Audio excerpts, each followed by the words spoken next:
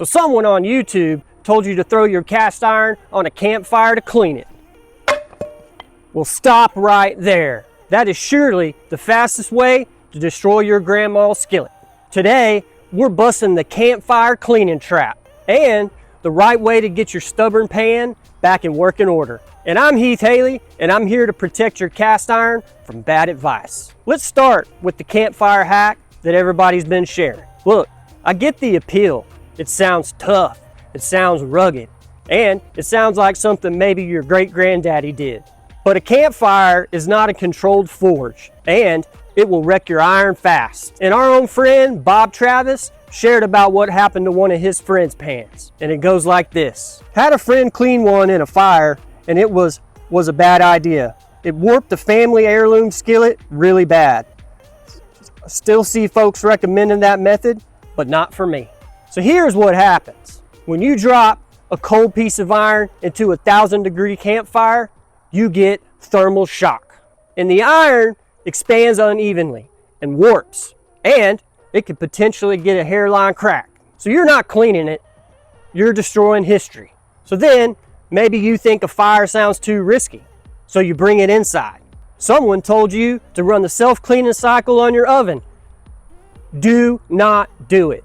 Those temperatures can get over 800 degrees. Same thermal shock risk and same damage. And here's the other problem. You're not burning it clean. You're just turning it into a carbonized layer of ash and old food. And now it's even harder to remove than when you started.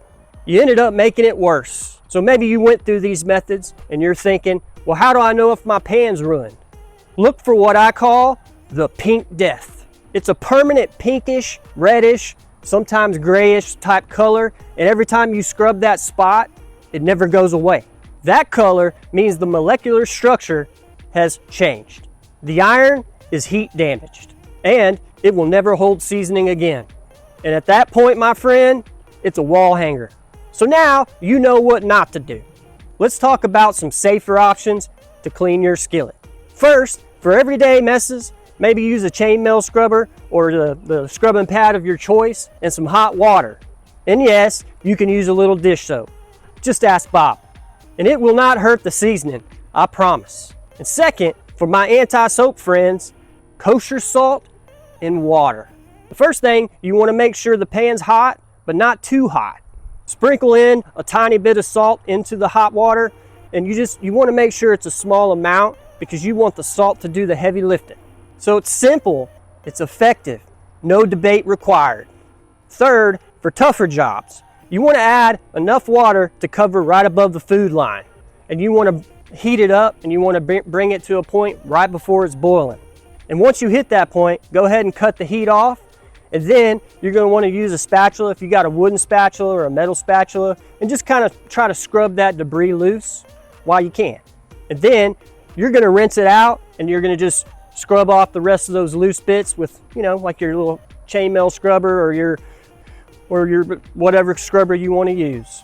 And since we heated water up in that pan, this is a point where I'd go ahead and touch it up with a little re-season. I mean, we're not going to do a full-on baked season at this point, but just a little, on the stove. Just do your season right there on the stove for a few minutes and then you'll be just fine.